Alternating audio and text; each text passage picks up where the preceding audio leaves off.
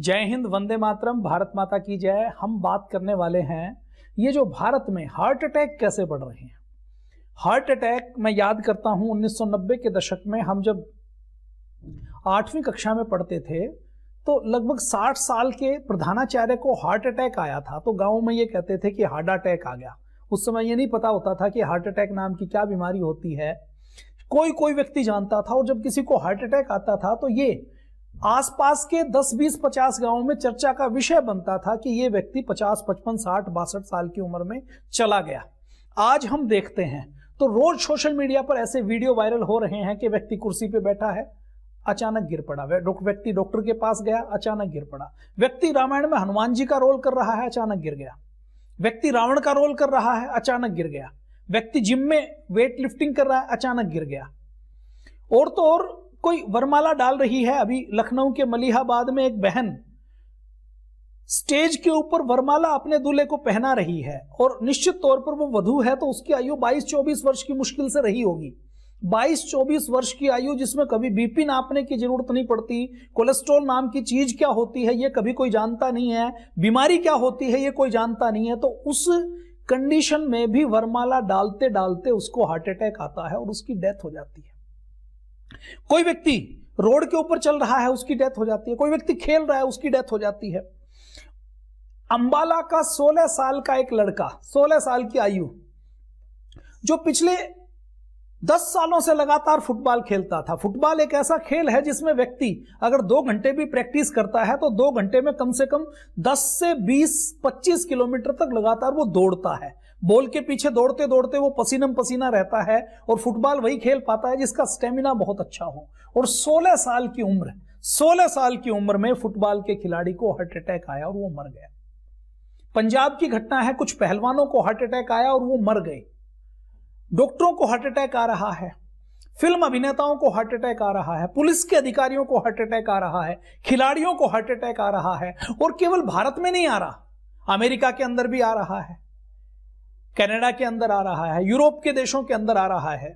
अभी अगर मैं भारत की कुछ फेमस पर्सनैलिटीज की बात करूं, जिनके बारे में कभी सोच नहीं सकते, जिनका खाना पीना चेक करके खाते हैं, पानी भी 200 रुपए लीटर का पीते हैं, ऐसे फिल्म कलाकार जो घंटों के हिसाब से अपनी आमदनी करते हैं, जिनके पास पैसे गिनती के नहीं है, तोलने के लिए भी जिनके लिए तराजू कम पड़ जाता है, ऐसे फिल्म कलाकार जो बहुत सजग रहते हैं, डॉक्टरों की टीम जिनको मॉनिटर करती है, एक एक पदार्थ को खाते हुए कैलोरी को काउंट करके खाते हैं, खूब वर्कआउट करते हैं। टीवी के ऊपर फिल्मों में जब हम उनको देखते हैं तो उनके जैसे फिजिक्स को, उनके जैसे शारीरिक स्वास्थ्य को देखकर, उनकी मसल्स को देखकर, उनके स्वास्थ्य को देखकर लोग प्रेरणा लेते हैं कि स्वास्थ्य हो तो इनके जैसा हो, और वो लोग मर रहे हैं।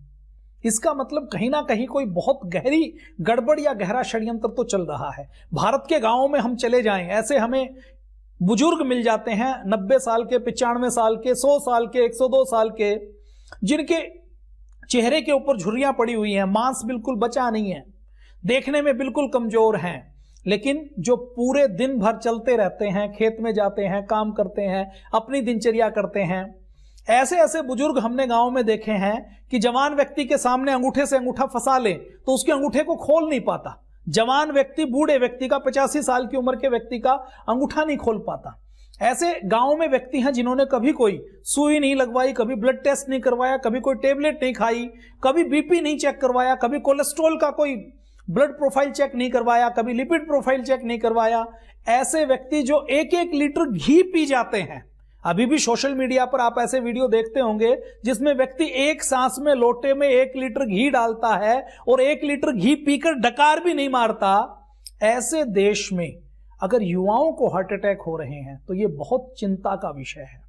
और चिंता का विषय इसलिए भी है, जिन युवाओं को हार्ट अटैक हो रहे हैं उनमें से एक बड़ी संख्या उन युवाओं की है। अगर हम हार्ट एसोसिएशन की बात करें, WHO की बात करें, तो वो आंकड़े देते हैं कि शराब पीने वाले का दिल कमजोर हो जाता है, नमक खाने वाले का दिल कमजोर हो जाता है, जिसकी अनियमित जीवन शैली है उसका दिल कमजोर हो जाता है, जो धूम्रपान करता है, स्मोकर है, चेन स्मोकर है, उसका दिल कमजोर हो जाता है, उसकी धमनियां कड़ी हो जाती हैं, कठोर हो जाती हैं, जिनको बीपी कोलेस्ट्रॉल बढ़ा हुआ है उनका दिल कमजोर हो जाता है। लेकिन ये जो केस हैं 16 साल की आयु, 20 साल की आयु, 22 साल की आयु, इनके शरीर के अंदर तो किसी भी प्रकार का, इनमें से बहुत से लोग ऐसे हैं जिन्होंने जिंदगी में कभी शराब चखी नहीं, जिन्होंने कभी कोई बीड़ी सिगरेट तंबाकू हुक्का नहीं पिया, जिनको कोलेस्ट्रॉल की कभी कोई समस्या नहीं रही, जिनको बीपी की कभी कोई समस्या नहीं रही, अगर इनको हार्ट अटैक हो रहा है तो इसका मतलब क्या है कि कोई गहरा षड्यंत्र चल रहा है। युवावस्था में अकाल मृत्यु मरना यह बहुत खराब माना जाता है और यह भारत में कभी होता नहीं था, दुनिया में भी नहीं होता था, वो आज घटित हो रहा है। जैसे मैं अभी की बात करूं तो अभी थोड़े दिन पहले कृष्ण कुमार कुन्नाथ जी जो फेमस सिंगर हैं, जिनकी कोई ज्यादा आयु नहीं थी, स्टेज के ऊपर गाना गाते गाते मर जाते हैं। राजू श्रीवास्तव 60 साल से कम की आयु थी, कोई मरने वाले नहीं थे, शरीर के ऊपर कहीं कोई फैट डिपोजिशन नहीं, कोई मोटे नहीं थे, हंसने हंसाने वाले थे। कई बार ये कहता है कि जो व्यक्ति डिप्रेशन में है, तनाव में है, एंजाइटी में है, उस व्यक्ति को हार्ट अटैक आ जाता है। ये तो सबको हंसाते थे, जहां खड़े होते थे वहीं पर हंसाते थे। तो इतना हंसने वाले व्यक्ति को हार्ट अटैक आ रहा है। सिद्धार्थ शुक्ला 40 साल का, 40 साल से भी कम की उम्र, टीवी के ऊपर एकदम रोल मॉडल, कहीं कोई बीएमआई नाप लें, बॉडी मास इंडेक्स ले लें, वजन हाइट नाप लें, शरीर को नाप ले तो कहीं से कोई बीमारी का दूर दूर तक कोई अंश नहीं, फिर भी उनको हार्ट अटैक हो रहा है। पुनीत राजकुमार साउथ के सुपर हीरो, सुपरस्टार, दुनिया उनको अपना आदर्श मानती, उनके जैसा बनना चाहती है। रोज जिम करते हैं, अपना प्राइवेट जिम खोला हुआ है, कई ट्रेनर हैं, जहां शूटिंग के लिए जाते हैं तो जिम साथ जाता है, कहीं आउटडोर शूटिंग के लिए गया तो वहां पर भी स्पेशल जिम बनाया जाता है, ट्रक में सामान ले जाया जाता है। जो पूरा पसीना निकालते हैं उनको हार्ट अटैक हो गया। ब्रह्म मिश्र की बात करें, उनको हार्ट अटैक हो गया, जो सिद्धार्थ शुक्ला से भी 4 साल छोटे थे। राज कौशल की बात करें, राज कौशल को हार्ट अटैक हो गया। अभी थोड़े दिन पहले की बात करें तो थोड़े दिन पहले भी जिन्होंने कर्ण का रोल किया था महाभारत में, कर्ण क्योंकि एक आदर्श था, पुराने जमाने के कैरेक्टर का रोल था, उसके खूब 6 पैक ऐप बने हुए, आपने उनके खूब मसल्स देखे होंगे, भुजाओं के अंदर ताकत देखी होगी, उसको भी अचानक हार्ट अटैक आया और उसकी डेथ हो गई। तो ये जो डेथ हो रही हैं, इनमें से बहुत से लोग ऐसे हैं जो कभी अनियमित जीवन शैली के शिकार नहीं रहे, जिन्होंने जीवन में संकल्प ले रखा था कि हमें 2 घंटे व्यायाम करना है। बहुत से लोग ऐसे थे जो कभी मोटापे के शिकार नहीं रहे। डॉक्टर हमें ये कहते हैं कि जिसको मोटापा है उसको हार्ट अटैक हो सकता है, लेकिन ये जो नाम बताए गए हैं ये तो मोटे भी नहीं थे, धूम्रपान की समस्या नहीं थी, शराब की समस्या नहीं थी। तो ऐसी कौन सी बीमारी है जिसने ऐसे हार्ट अटैक पैदा किए हैं? आज इसकी इन्वेस्टिगेशन करने वाले हैं, इसकी बात करने वाले हैं। देखिए, ये जो फार्मा लॉबी है, ये फार्मा लॉबी हम सबको बीमार बनाना चाहती है। 1960 के दशक में एक षड्यंत्र आया। षड्यंत्र क्या था? 1960 के दशक में विदेशी हार्वर्ड जैसे संस्थानों के रिसर्च सेंटर ने यह रिसर्च की कि ये जो शुगर का इंटेक जब ज्यादा होता है तो शरीर के अंदर हार्ट की बीमारियां होती है। उस समय शुगर की लॉबी एक मजबूत लॉबी थी। उस मजबूत लॉबी ने हार्वर्ड के वैज्ञानिकों को रिश्वत दी और रिश्वत देकर यह कहा कि आप हार्ट की बीमारियों का जिम्मेदार शुगर को मत ठहराइए। एक नई परिभाषा इजाद की गई कि ये गुड कोलेस्ट्रॉल है, ये बैड कोलेस्ट्रॉल है, ये कोलेस्ट्रॉल की रेशो है, ये ट्राइग्लिसराइड है। और वो परिभाषा इजाद करके उसके ऊपर, फैट के ऊपर, चिकनाई के ऊपर ये फोड़ दिया गया, उसको ये दोषी ठहरा दिया गया कि जिनको ये कोलेस्ट्रॉल ज्यादा है, ये बढ़ा हुआ है, तो उनको हार्ट अटैक होते हैं। षड्यंत्र किया गया शुगर की लॉबी द्वारा कि हम शुगर को इसका जिम्मेदार नहीं मानने देंगे। क्यों? क्योंकि शुगर किस में पड़ती है? बिस्किट में शुगर है, जूस में शुगर है, कुछ भी हम बाजार से लें, मिठाई है उसमें शुगर है, हम चाय लें, कॉफी लें उसमें शुगर है। जो चीज जितनी बनती है वो सब शुगर की इंडस्ट्री के ऊपर डिपेंड है। जितनी फूड इंडस्ट्री है, जितने डिब्बाबंद और पैक आइटम है, वो सब चीनी के ऊपर हैं, जिसमें 20% से लेकर 60% तक, 50% तक, 45% तक चीनी डाली जाती है। पेस्ट्री का जितना बाजार है, केक का जितना बाजार है, बिस्किट का जितना बाजार है, जितना डिब्बाबंद स्नैक्स का बाजार है, जितने जूसेस का बाजार है, जितना कोल्ड ड्रिंक का बाजार है, 500 ml की एक कोक या पेप्सी लेते हैं तो उस 500 ml की कोक या पेप्सी में 20-20 चम्मच तक चीनी होती है। तो ये चीनी को ना ठहराकर कोलेस्ट्रॉल को जिम्मेदार माना गया।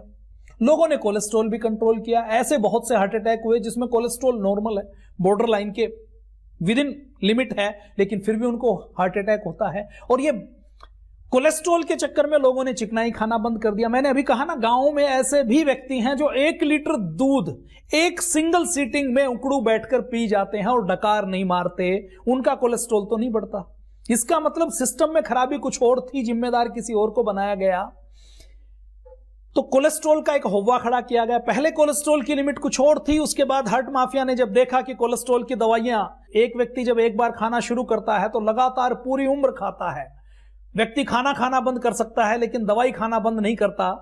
तो व्यक्ति को कोलेस्ट्रॉल की दवाइयों का गुलाम बनाने के लिए, कोलेस्ट्रॉल की दवाइयों को लगातार बेचने के लिए कोलेस्ट्रॉल का हवा खड़ा करके लगातार मरीज बनाए गए। अब उन मरीजों की संख्या बढ़ानी है तो कोलेस्ट्रॉल की लिमिट को जानबूझकर कम कर दिया गया। मान लीजिए पहले लिमिट कोलेस्ट्रॉल की 300 है, उसके बाद उसको 250 कर दिया गया। अब 300 से जैसे ही 250 किया तो हजारों व्यक्ति जो बिल्कुल ठीक थे वो कोलेस्ट्रॉल के रोगी बन गए, जिनका कोलेस्ट्रॉल बढ़ा हुआ है, जिनको हार्ट की बीमारी होने का संभावित खतरा है। ऐसे ही ब्लड प्रेशर का एक अफवाह खड़ा किया गया। ब्लड प्रेशर के बारे में यह फैलाया गया कि जिनका बीपी बढ़ता है उनको हार्ट की बीमारी होने की संभावना है। और यह अफवाह इतना खड़ा किया गया कि इस देश में इस खान पान के गलत तरीके से लैंसेट ये कहता है कि आज स्थिति यह है कि 1990 में भारत में जो कुल मौतें होती थी उसमें 100 में से 15 मौतें हार्ट के अटैक के कारण होती थी। लेकिन आज 2016 में, 6 साल पहले की मैं बात करता हूं, लैंसेट 2018 में एक आर्टिकल छपा, वो कहता है कि दोगुनी मौतें, लगभग 30% मौतें हार्ट से होने लगी। अगर कोलेस्ट्रॉल से, अगर बीपी के कंट्रोल करने से ये बीमार मौतें रुक सकती थी तो करोड़ों लोगों ने इसकी दवाइयां खाई हैं, लेकिन ये मौतें रुकी नहीं। भारत में हार्ट की बीमारियों से 1990 में 22 लाख लोग मरते थे। 2020 में इनकी संख्या 47 लाख हो गई, डबल से भी ज्यादा बढ़ गई। एक रिसर्च रिपोर्ट ये कहती है कि 2015 तक भारत में 6 करोड़ लोगों को दिल की बीमारी थी और उनमें से लगभग 2.5 करोड़ लोग ऐसे थे जिनकी उम्र 40 साल से कम है। लगभग 40% दिल के मरीजों की उम्र 40 साल से कम है। 40 साल से कम की उम्र में पहले तो कभी कोलेस्ट्रॉल या बीपी चेक करवाने की जरूरत नहीं पड़ती थी। आखिर ये बीमारी बढ़ कैसे रही है? अगर हम बात करें पूरी दुनिया में स्वास्थ्य के क्षेत्र में सबसे सुविधाएं ज्यादा जिसके पास हैं, ऐसा देश अमेरिका। अमेरिका में हार्ट की बीमारियों से हर 34 सेकंड में एक अमेरिकी की मौत हो जाती है। हॉस्पिटल खूब है, स्वास्थ्य का बजट खूब ज्यादा है, लेकिन फिर भी मौत हो जाती है। दिल की बीमारियों से 2016 में किसी दूसरी कम्युनिकेबल डिजीज के मुकाबले और ज्यादा भारत के लोगों की जान गई है। लगभग 28% लोग सबसे अधिक दिल की बीमारियों से मरे हैं, दूसरी किसी कम्युनिकेबल डिजीज, एड्स से, टीबी से, दूसरी किसी संचारी रोग से, और वो मरे नहीं हैं। 1990 में ये 15% थी, जो बढ़कर लगभग 30% हो गई, 18% हो गई। हर शहर की तस्वीर बहुत खराब है। जब से ये कोरोना फैला है, कोरोना के बाद रांची की मैं बात करूं तो रांची में जो एलपीएस कार्डियोलॉजी इंस्टीट्यूट है वो ये कहता है कि पिछले 10 सालों में आईसीयू में भर्ती होने वाले मरीजों की संख्या 2012 में जो थी उससे 2.5 गुना ज्यादा बढ़ चुकी है। अभी पहले अगर रांची के आईसीयू में रोज 10 पेशेंट आते थे तो आज 25 आते हैं। कोरोना काल के बाद अचानक ऐसे लोग बढ़ चुके हैं जिनको हार्ट अटैक आ रहा है, और पहले ये बीमारी जो बुढ़ापे में होती थी आज जवानी में ये अटैक हो रहा है। फार्मा लॉबी ने भ्रामक रिसर्च से जिन दवाओं को खिलाया उसमें कोलेस्ट्रॉल को कम करने वाली दवाएं हैं, उसमें बहुत सी कोलेस्ट्रॉल को कम करने वाली ऐसी दवाएं हैं जो खुद हार्ट अटैक का कारण बनती हैं। उसमें ब्लड प्रेशर को कम करने वाली दवा है। ब्लड प्रेशर को कम करने वाली दवा व्यक्ति इसलिए खाता है ताकि उसको हार्ट अटैक ना आए, उसकी मौत ना हो, बीपी बढ़ने से उसकी कोई नस नहीं फटे। और यही ब्लड प्रेशर को कम करने वाली ऐसी बहुत सी दवाएं हैं जिनको पहले किसी फार्मा कंपनी ने, किसी दवा कंपनी ने लॉन्च किया। लॉन्च करने के बाद कई सालों तक डॉक्टरों ने उसको लिखा। एफडीए जैसी अमेरिका की जो सबसे सुरक्षित मानी जाने वाली एजेंसी है, जो कहते हैं कि बहुत सबसे गहन जांच करती है, उस एजेंसी ने भी ऐसी दवा को अप्रूवल दिया। अप्रूवल देने के बाद अमेरिका के जिनको सबसे पढ़ा लिखा देश माना जाता है उनके डॉक्टरों ने उसको लिखा, और लिखने के बाद जब हार्ट अटैक हुए, हार्ट की बीमारियां बढ़ी, तो उसी FDA ने, उन्हीं देशों ने उसके ऊपर बैन लगाया गया। इसका मतलब क्या है कि वो रिसर्च, जिस रिसर्च के आधार पर उस दवा को लॉन्च करके अनुमति दी गई थी, वो सारे पैरामीटर झूठे थे। एक आरोप ये लगाया जा सकता है कि जी उनकी डोज कुछ गलत होगी, लेकिन निर्धारित डोज देने के बाद भी हार्ट अटैक हुए हैं। अगर मैं बात करूं कि बीपी तो ठीक नहीं हुआ, हार्ट अटैक हो गया, ऐसे ही एंटीबायोटिक दवाएं हैं जिनसे हार्ट अटैक का कारण, जो साइड इफेक्ट से जिनको हार्ट अटैक हुआ, हार्ट की बीमारियां बनी। ऐसे ही आप जो सामान्य गैस, खट्टी डकार, एसिडिटी की दवाई लेते हैं, वो एसिडिटी की दवाई भी हार्ट अटैक का कारण बनती है। गठिया की दवा हो, जोड़ों के दर्द के लिए जो लोग दवा खाते हैं, उससे हार्ट अटैक होता है। मैं ये प्रमाणित फैक्ट आपके सामने कह रहा हूं, ब्रांड के नाम के सामने, साथ साल्ट के साथ, आपको प्रमाणों के साथ आपके सामने बात कर रहे हैं। एंटीबायोटिक, एंटी डायबिटिक की जो मधुमेह की दवा जो लोग लगातार खाते हैं, लोग कहते हैं जी मधुमेह की दवा नहीं खाओगे तो मधुमेह के कॉम्प्लिकेशन हो सकते हैं।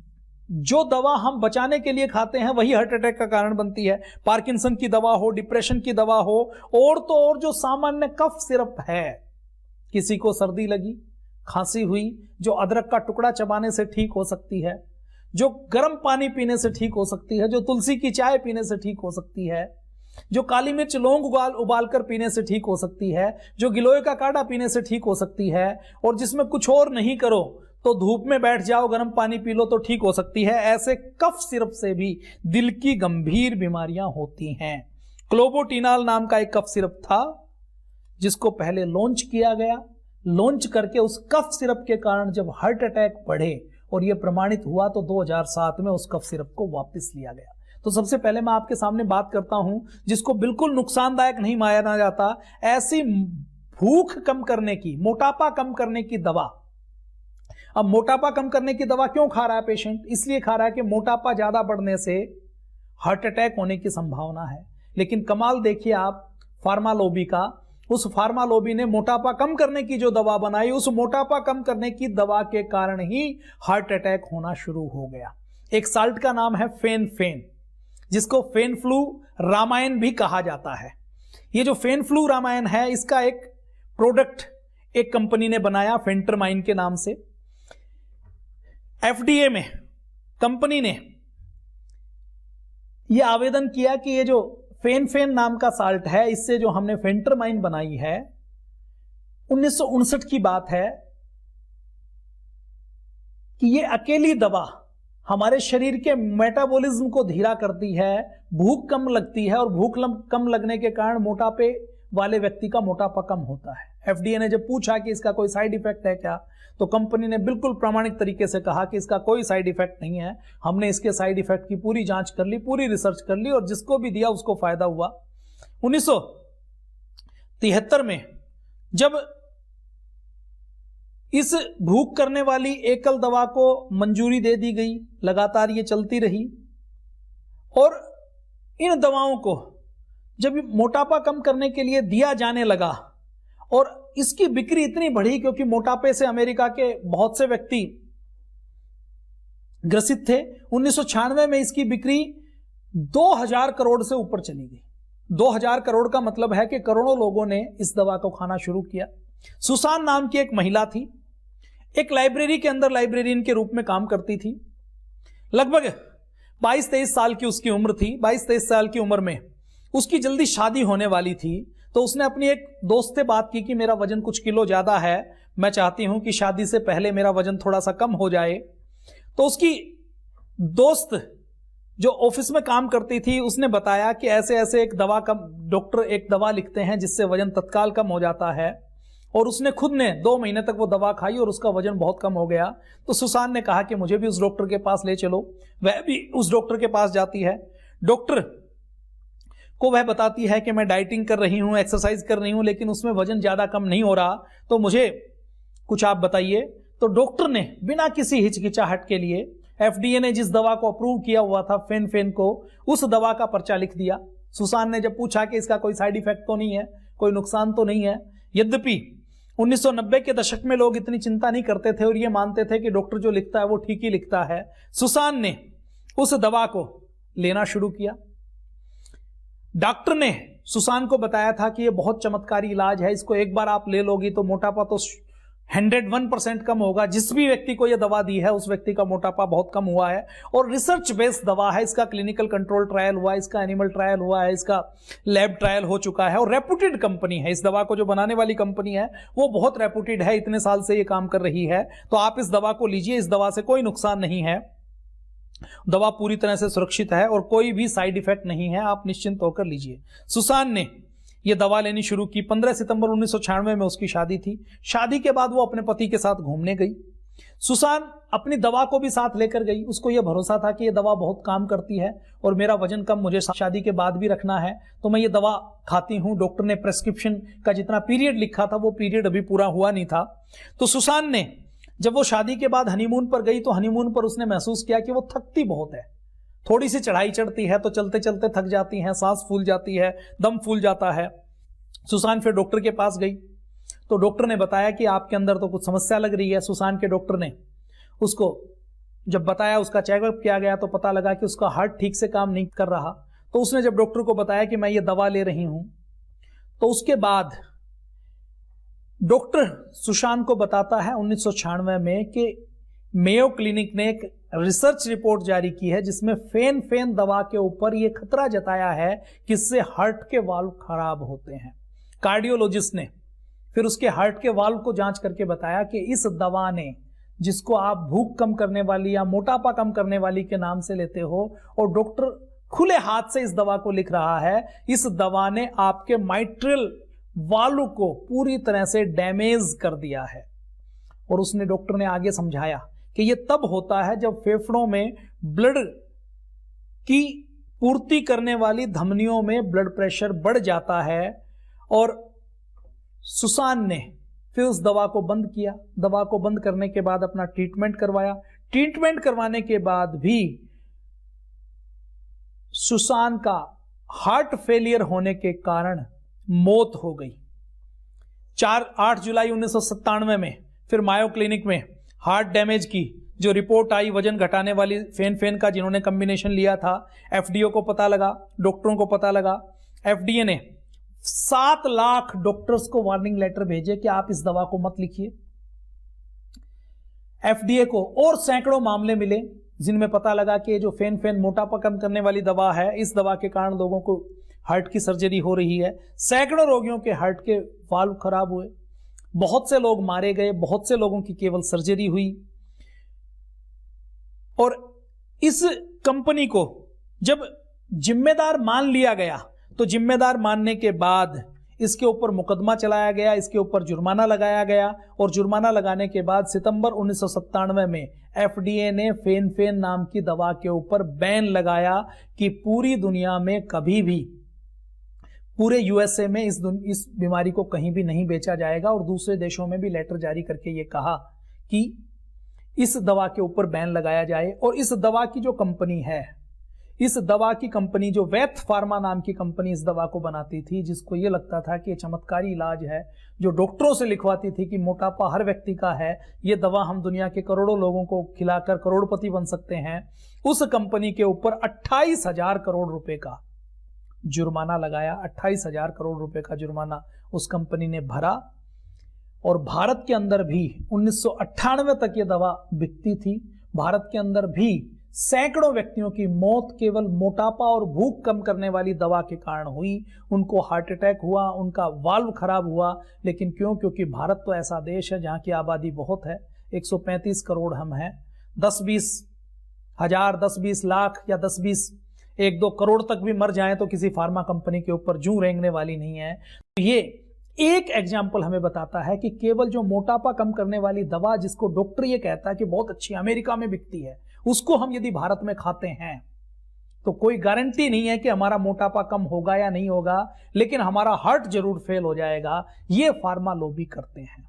और ऐसा नहीं है कि इस दवा के बारे में जिस वैथ फार्मा ने ये दवा बनाई उसको पता नहीं हो, उसको पता होगा, लेकिन उसने एफडीए से छुपाया।